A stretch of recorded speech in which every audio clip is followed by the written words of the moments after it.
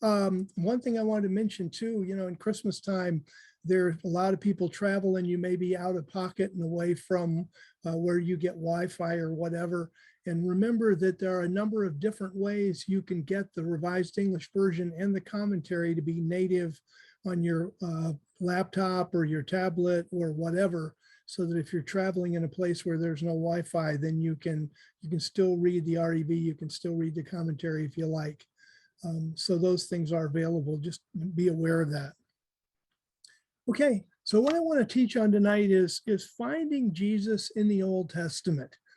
And of course, there's lots of ways to do that, but I want to focus on one tonight that's a little more difficult perhaps to get a handle on, and that's to understand how God uses prophecy or Old Testament events to point to Jesus when the text doesn't seem to point to Jesus. And I want to start with just mentioning 3 verses in Matthew chapter 1 and 2, and we're going to then look at those in much more depth. The first is, and I'm going to say that this teaching tonight is a little more on the academic side, but I believe it's important for people like you and I who are in the text, who are talking to people about the text, to understand how God works and then have a confidence in the text rather than be confused about it. So for example, in Matthew chapter 1, verse 23, God says, well, in the Old Testament, it's stated that the virgin will be with child. In Matthew chapter 2, verse 15, out of Egypt, I have called my son. Sounds, yeah, Jesus went into Egypt. That should be a slam dunk. Matthew chapter 2, verse 18, Rachel is weeping for her children. Many, many years ago, as I got born again and began reading the Gospels, and I'm a pretty voracious reader, one of the questions that came up in my mind and heart was, wow, with all these clear verses, how could the Jews not recognize Christ? It just seemed like it was so clear to me when I'd read these verses. Why didn't the Jews get it? And the answer is, oops, well, the verses aren't as clear as they seemed on the start. What I'm going to do, even though Matthew chapter 1, verse 23 is the first one, it's also the most difficult one. So what I want to do is I want to start with the second and the third. This is exactly what you would encounter if you were simply sitting down. The holidays are coming up. You may have some extra time. I'm going to lobby for you to spend some of that extra time reading the Bible, taking literally, and I have to be careful though, because it's real easy for me to sit in a chair for 2 hours or so or more and just read the Bible. So for some people, that's very difficult. But I would challenge you to spend some time just sitting and reading the Bible and letting the chapters flow together and see the connection, see the storyline, see what's happening. And so, and just let God speak to you. And then I often, in fact, almost always I read the Bible with some kind of notebook or some place I can scribble notes down. And that's always a good thing to do, because then you can go back and, kind of pick up and go, well, that really hit me, or this I didn't understand, or whatever, to build our overall understanding and, of course, our communion with God. So in Matthew chapter 2, we're going to read along. We're going to get to Matthew chapter 2, verse 15. But to get the context here, let's pick it up in verse 13. So in verse 13, the Magi had just left. Verse 13, now after the Magi had departed, lo, an angel of Yahweh appeared to Joseph in a dream. Now for the Magi to depart, they came, they visited Jesus. I'm sure they spent some time there, but they would have left in the night. It was pretty typical for camel caravans to start in the night. That's why when they went to see Jesus to begin with, they saw the star, because they would start very, very early in the morning. Well, it's actually still night or still dark. So the Magi had just left. So it's in the wee hours of the morning. And Yahweh appears to Joseph in a dream saying, get up, take the child and his mother and flee to Egypt and stay there until I tell you. for Herod is about to search for the child to destroy him. And Egypt was an international border that Herod and his army couldn't cross, not without stirring up a lot of trouble from Rome, which Herod didn't want to do. Verse 14.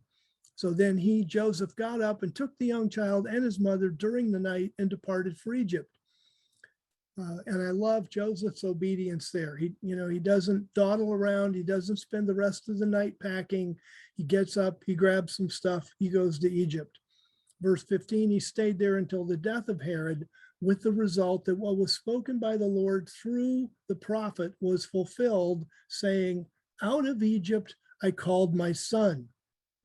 So I'm thinking, okay, this is great.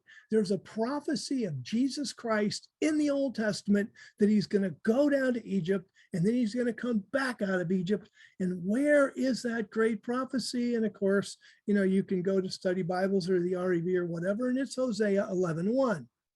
So now we're going to go find Hosea 11:1 and see what it has to say. And what we will see is why the Jews didn't expect Jesus to come up out of Egypt, to go to Egypt or come up out of Egypt. Verse 1 of Hosea 11 says, when Israel was a child, then I loved him and I called my son out of Egypt. Verse 2, the more they called to them, meaning the prophets, the more the prophets called to Israel to bring him back to God. The more they called to them, the more they went away from them.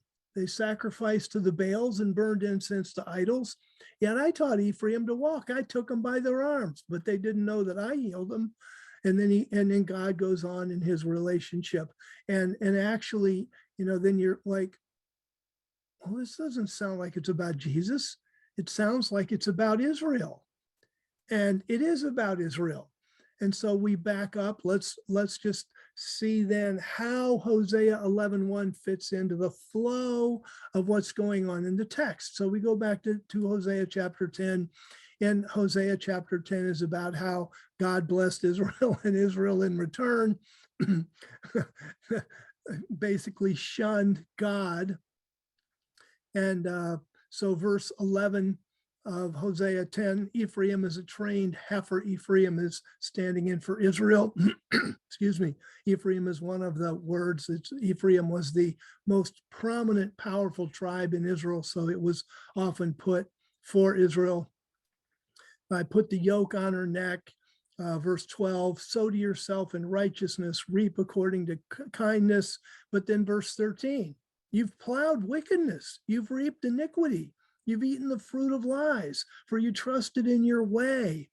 Verse 14, therefore you're going to have trouble. Therefore a battle roar will arise from among your people.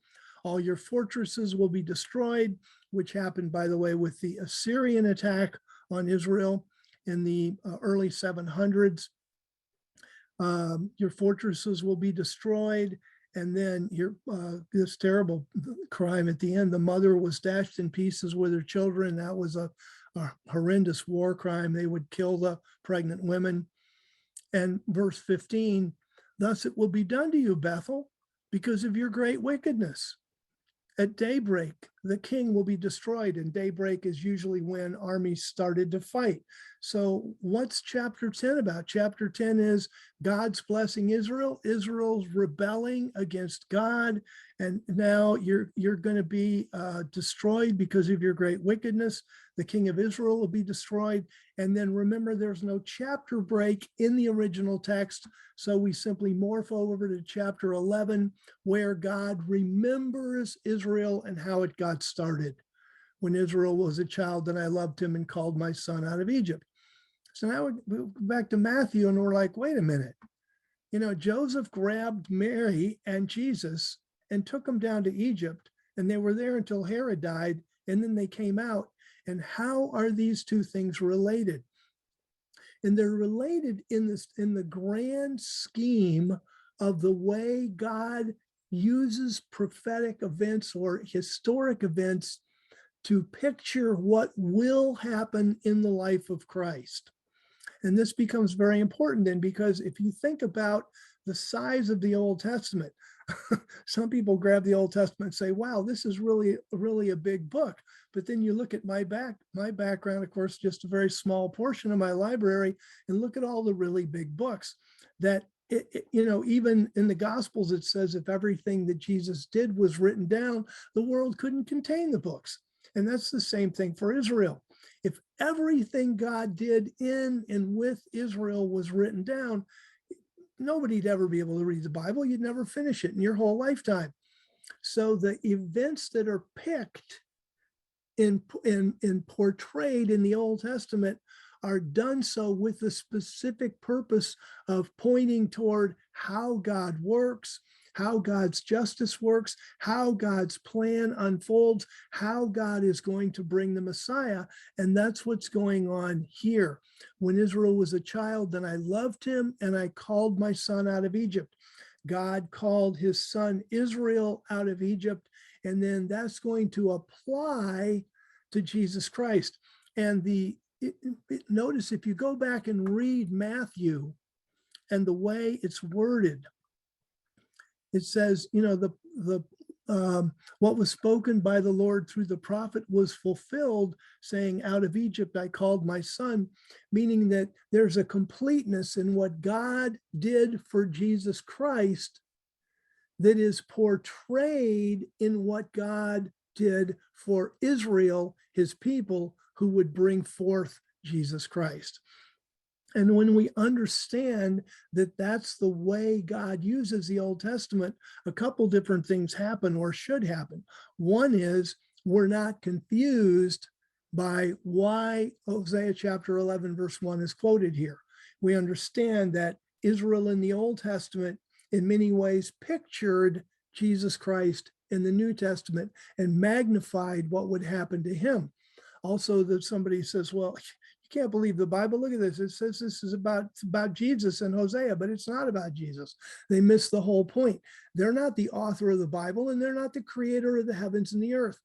God wrote the Bible to portray how he would work and show how he would bring forth the Messiah and highlight some of the events in the Messiah's life. And that's what God's doing here. He never says, look, I'm writing a science textbook. He's writing a book for us to learn about him. So here, this out of Egypt, I called my son, is simply saying that God patterned this in Israel, and now he patterned this in his only begotten son, Jesus Christ. Now, if we read on, verse 16, then, like I say, this is fairly academic, but it's important because this is the way we read the Bible.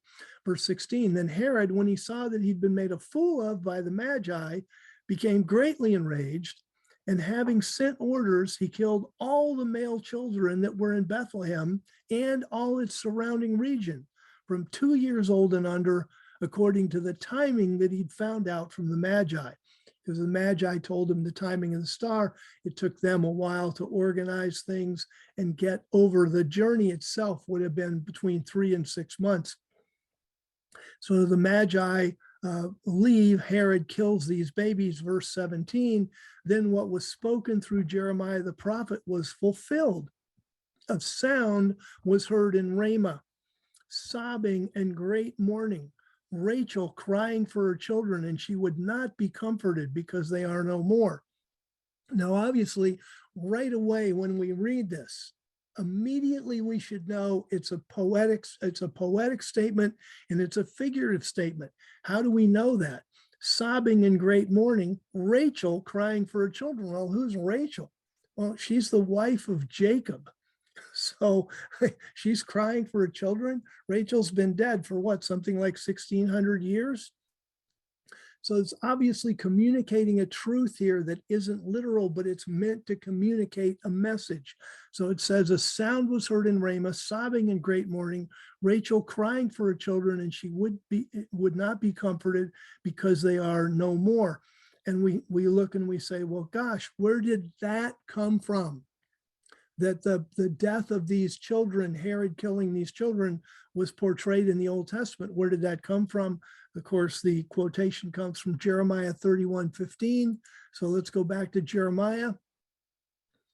And in chapter 31, What's the situation in Jeremiah? The situation in Jeremiah is that Jeremiah was reigning during the time of the kings of Judah, from Jehoiakim to the last king of Judah, Zedekiah. And it was during the 4th year of Jehoiakim that Nebuchadnezzar's deportations began. And of course, they were accelerated as time went on. So basically, what's happening to the people of Judah? They're being carried away, and they're going to Babylon. And so the question is, what's going to happen to them? Verse 8 of Jeremiah 31, God says, behold, I will bring them from the north country and gather them. I wonder, gosh,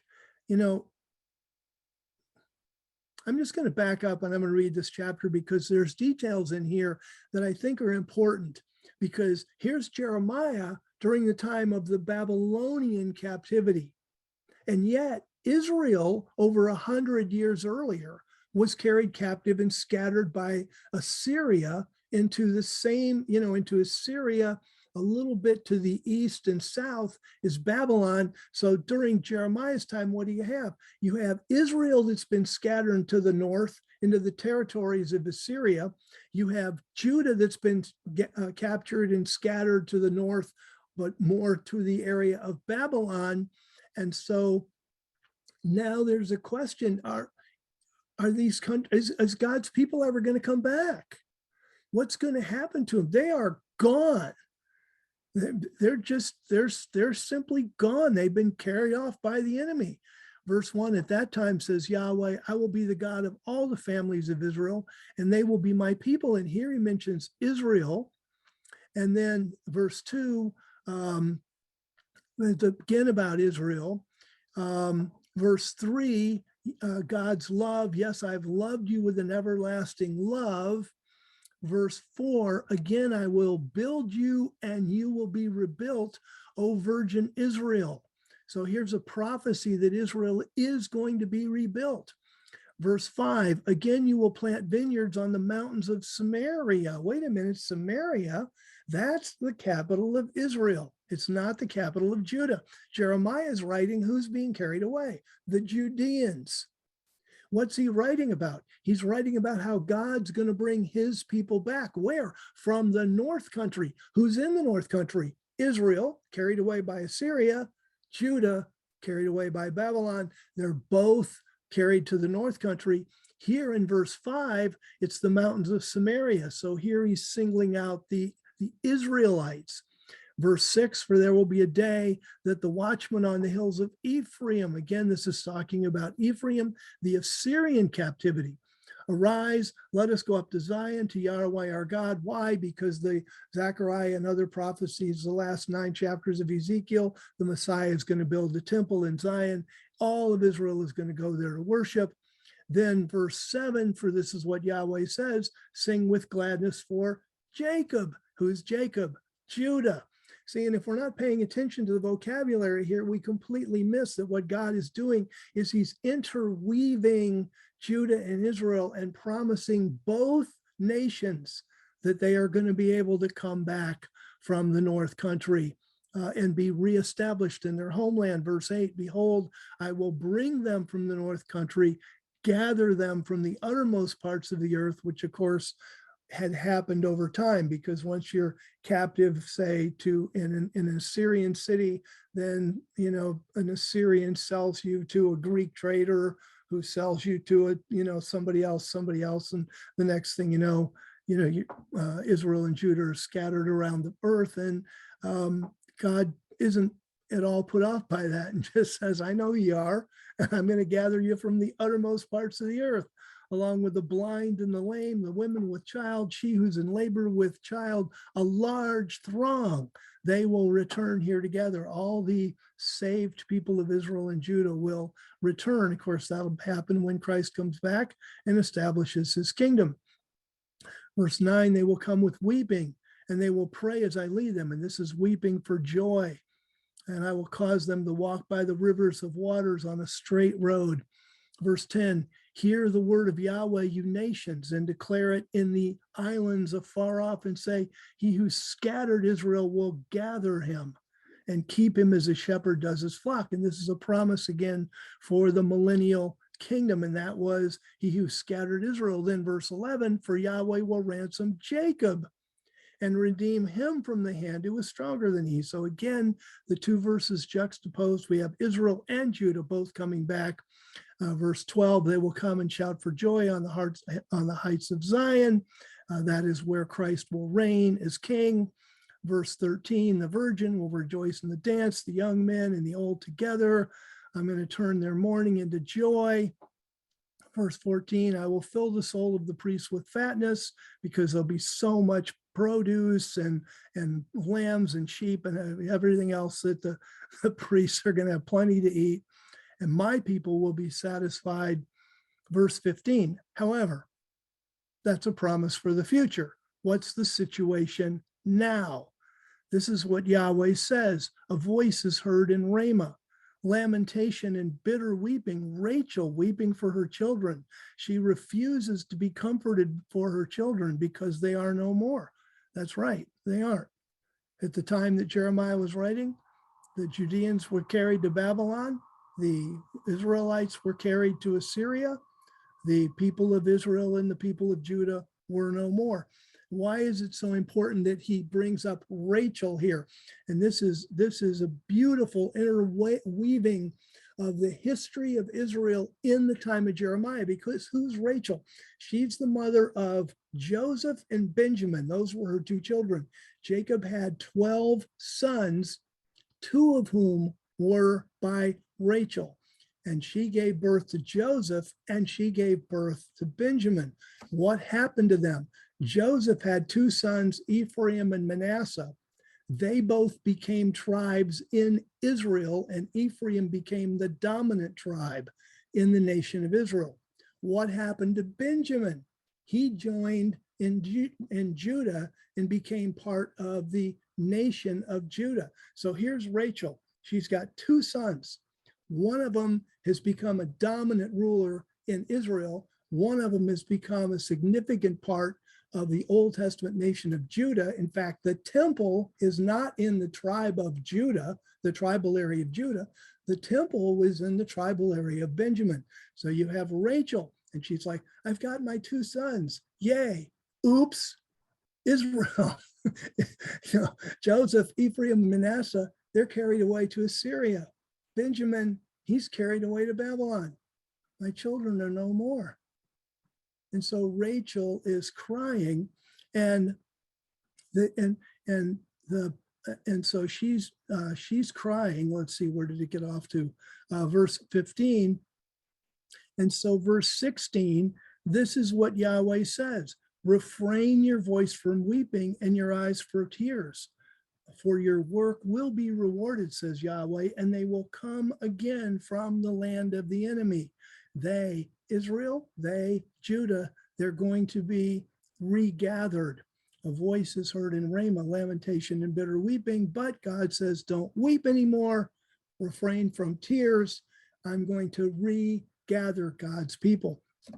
And this then, here's how is God bringing this picture into the time of Christ? It's the same kind of thing. He's saying, look, in God's redemptive plan, because of Israel's sin, they're now scattered, and I'm going to have to bring them back. And who's going to do that? The Messiah. And now, in bringing forth the Messiah, we have the same kind of tension. We have evil versus good. We have Herod killing the children. And so once again, in a different situation, we have Rachel weeping for those children. So the Messiah is not specifically mentioned, but the Israel is portrayed in such a way that the messianic plan, if you will, runs through what God is doing in the plan of redemption, that God is going to bring people back. Well, how's he going to do it? He's going to bring them back because of the work of the Messiah, and he's going to bring them into the Messiah's kingdom. And now we go forward about 500 years into almost 600 years into the New Testament time. And what do we see? The conflict is still on. The conflict hasn't gone away. Evil's trying to kill the people of God, and they're gone. But the Messiah has escaped, and he's going to come back and redeem the children of Israel. And that's how this fits into what God is doing in the book of Matthew. Let's go to Matthew chapter 1, verse 23. And I said this is the most difficult. And it's the most difficult because of the linguistic stuff behind it. Verse 23, so this is the birth of Christ. If we back up to verse 18, now the birth of Christ happened this way. His mother Mary was betrothed to Joseph, engaged to Joseph, if you will. Before they came together, she was found to be with child by the Holy Spirit. That's God. Verse 19, Joseph, her husband, being righteous and yet not wanting to disgrace her publicly, decided to divorce her secretly. While he was thinking about these things, an angel of the Lord appeared to him in a dream, saying, Joseph, son of David, do not be afraid to favorably accept Mary, your wife, for that which is conceived in her is by the Holy Spirit. And she will give birth to a son, and you are to call his name Jesus, for it is he who will save his people from their sins. Verse 22, now all this took place with the result that what was spoken by Yahweh through the prophet was fulfilled, saying, look, the virgin shall be with child and will give birth to a son, and they will call his name Emmanuel, which means God with us. And that seems pretty clear to you and I as we read it. But it obviously wasn't clear to the people of the time. The Jews didn't believe it. They said Christ was born of fornication. Mary didn't know anything about it. The angel came and told Mary, you're going to give, the Holy Spirit's going to impregnate you. You're going to give birth to the Messiah. Mary's like, how's this going to even happen? I'm not having sex with a man. Mary shows up pregnant. Joseph is going to divorce her, and an angel has to say, no, she's impregnated by the Holy Spirit. Why wasn't anybody looking for a virgin birth? And the answer is because the Old Testament isn't at all clear that it was going to be a virgin birth. Let's go to Isaiah chapter 7. Now, Isaiah chapter 7, we'll start in verse 1. It came to pass in the days of Ahaz, the son of Jotham, the son of Uzziah, king of Judah, that Rezin, king of Syria, and Pekah, the son of Remaliah, the king of Israel, went up to Jerusalem to war against it, but could not prevail against it. So you've got Syria and Israel, and they're fighting against Judah in the south. I'm going to share my screen just a second, because I want to show you what that would look like in those days. Here you have Syria, this big, huge purple country here. And here you have Israel, this blue country here. So basically you have this gigantic confederacy here, and they want to attack little Judah, which is right here. And it looked like a foregone conclusion that they would win. But God said, no, it's not going to happen. Of course, he's going to bring the Messiah out of Judah. So verse 3, Yahweh said to Isaiah, go out now to meet Ahaz. And so Isaiah goes out to meet Ahaz. Verse 4, God says, tell him, make sure you stay calm. Don't be afraid. Don't let your heart be faint because of these two stubs of smoldering firewood. In other words, because of Syria and because of Israel. So basically, verse 10, then through the prophet, it says, Yahweh spoke again to Ahaz, saying, ask a sign of Yahweh your God. Ask it either in the depth or in the height above. So it doesn't look from a five senses point of view like Judah has a chance. Syria is coming, Israel's coming, they've teamed up together. Their army was huge. They were going to attack and conquer little Judah. And God spoke to the king of Judah and said, ask for a sign that you're not going to be conquered. And then Ahaz says, I will not ask, nor will I tempt Yahweh. Now that sounds really super religious, but actually it's super disingenuous. And this is where, to understand the record, we're going to go to 2 Kings. So let's go, keep a ribbon or figure here or whatever, and go to 2 Kings chapter 16. Because in 2 Kings chapter 16, verse 7, and this is the same record, by the way, verse 5, Rezin, king of Syria, and Pekah, son of Remaliah, king of Israel, came up to Jerusalem to war to attack it. Verse 7, so Ahaz sent messengers to Tiglath-Pileser, king of Assyria, and Assyria at this time is the big dog on the block. They're the great, huge country with a massive army. And he sent a message to Tiglath-Pileser saying, I am your servant and your son. Come up and save me out of the hand of the king of Syria and out of the hand of the king of Israel, who have risen up against me. Verse 8, and Ahaz took the silver and the gold that was found in the house of Yahweh. Of course, we know that's the temple. So Ahaz took the silver and gold from the temple of God and in the treasuries of the king's house and sent it as a gift to the king of Assyria.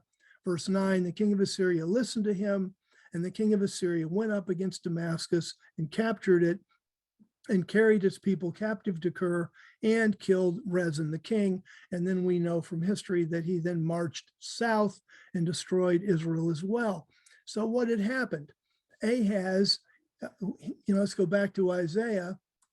Ahaz says to the prophet, I'm not going to ask for a sign. I'm not going to ask for a tempt. I'm not going to try to tempt the Lord. And he's trying to hide from the prophet, from Isaiah, that he's already taken the gold and silver from the temple and hired the Assyrian army. So he's not going to ask for a sign because he's pretty confident the Assyrians are going to win, which they did. So verse 13, and this is Isaiah said, listen now, house of David, because Ahaz was the king of Judah. Is it not enough for you to try the patience of men, that you will try the patience of my God also? Verse 14, therefore the Lord himself will give you all a sign. The word you there is plural. So he's saying, I'm going to give a sign to the house of Judah that you're going to win this war. Behold, the young woman is pregnant and about to bear a son. And you, by the way, the word you here is singular feminine. So that's why in the REV we've added young woman in italics. And you, young woman, will call his name Emmanuel. He will eat butter and honey when he knows to refuse the evil and choose the good, which happens as a child grows up and they learn to make decisions between what's good and what's bad.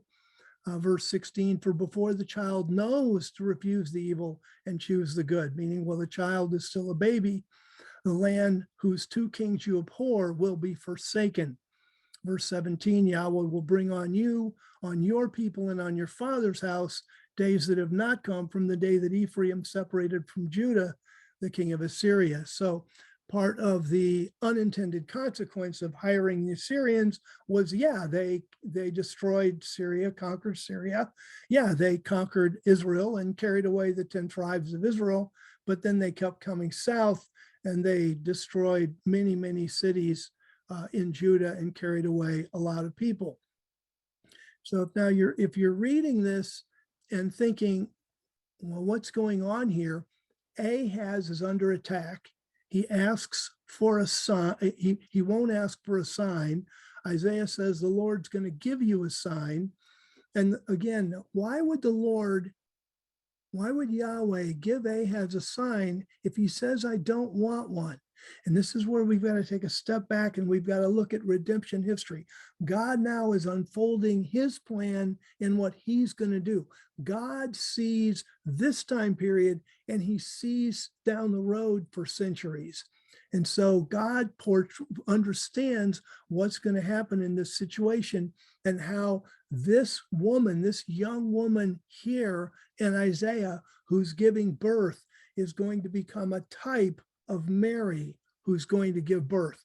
And the child, who's a child of prophecy, here in Isaiah 7 will be a child of prophecy in the New Testament, the promised Messiah. So God's setting up a pattern here that he's going to fulfill in the New Testament with the birth of Christ.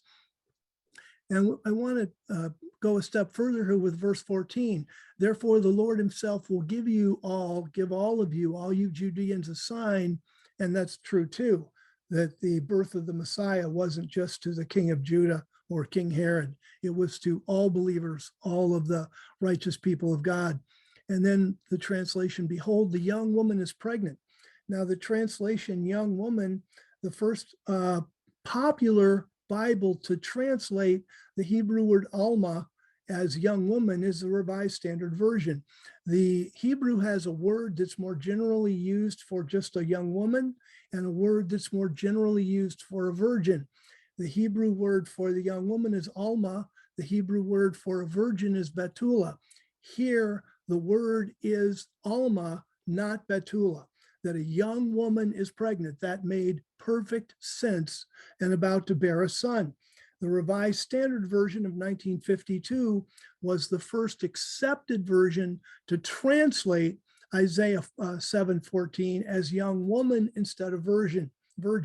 You know, the King James, and then of course the offsprings of that, the American Standard Version of 1901, the English Revised Version of 1885, they continued the tradition of virgin. But as we knew more about the Hebrew text, and particularly when Ugaritic was deciphered in the 30s and then became much better known in the 40s, the Revised Standard Version was the first English version that actually had the full support of the understanding of the Ugaritic language as well, which is a cognate to Hebrew.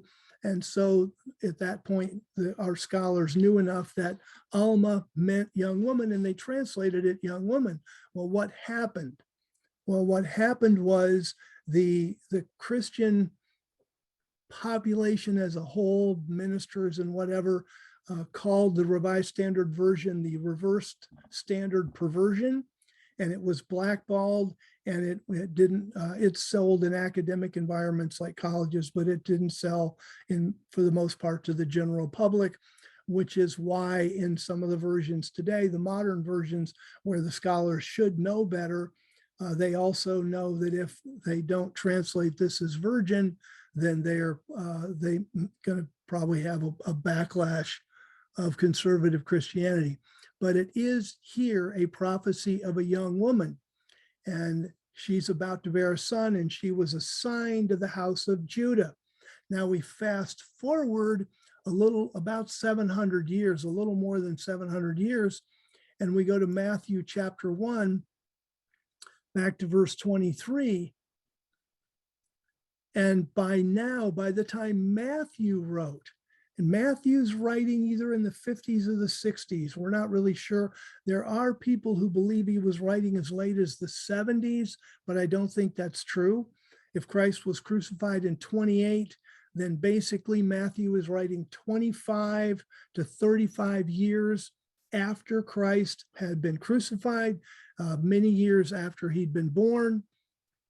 And by then, it was well known and promulgated both in the Gospel of Matthew and in the Gospel of Luke and among Christianity that Mary was a virgin when she was impregnated by God, and actually a virgin still when she gave birth to the Messiah.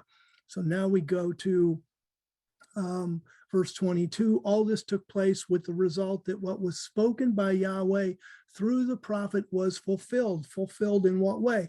Fulfilled in the typological way that Christ is being portrayed in the Old Testament as a part of Israel, as a part of God's plan, and the ability of God to do this kind of thing for his people.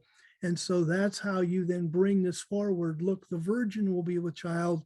And here, the Greek text uses a word for virgin that means virgin and not young woman, because by the time Matthew wrote, they understood that the young woman in Isaiah to be typological of the Messiah, that the young woman would be understood in Matthew or in Jesus's record to be a virgin. So look, the virgin will be with child, give birth to a son, and they will call his name Emmanuel, which translated means God with us. And then verse 24, Joseph, awakening from his sleep, did as the angel of Yahweh commanded him and took to himself his wife, which means that he brought her home to be with him. Verse 25, but he did not know her sexually until she had given birth to a son. He didn't have sexual intercourse with her until Jesus was born, so that nobody could say, oh, well, you're the father of Jesus. He could testify and say, no, I never had sex with Mary until Jesus was already born. And then, of course, they call his name Jesus. So as we read through the record of Matthew, and we'll see a little bit of the same thing in Luke, as we read through these records, what we run into is, how do these things fit in? How can they be the fulfillment of biblical prophecy? And it's an understanding of biblical prophecy that expands the Western mind a little bit. Because what we'd like to be able to do is go back and see a verse that said, yes, the Messiah is going to be captured or going to be taken to Egypt by his parents, and then he's going to come out of Egypt. And that's not what's going to be written. Instead, we are to understand that Israel is picturing what will happen, events in the life of the Messiah, and God is going to highlight those. And that is how these prophecies fit into the New Testament. And when we understand that, then we're not confused about it. And if somebody comes along and says, well, Matthew and just made this stuff up. No, he didn't at all. We have to understand redemption history and understand the typology and the figures that are being used, and how God is going to use Israel to portray what will happen to the Messiah. So like I said, this is pretty academic stuff, but it's very helpful if we want to understand what we're reading when we read the Bible. So thank you for your attention through this. I hope you could sort of stick with that. And God bless you all.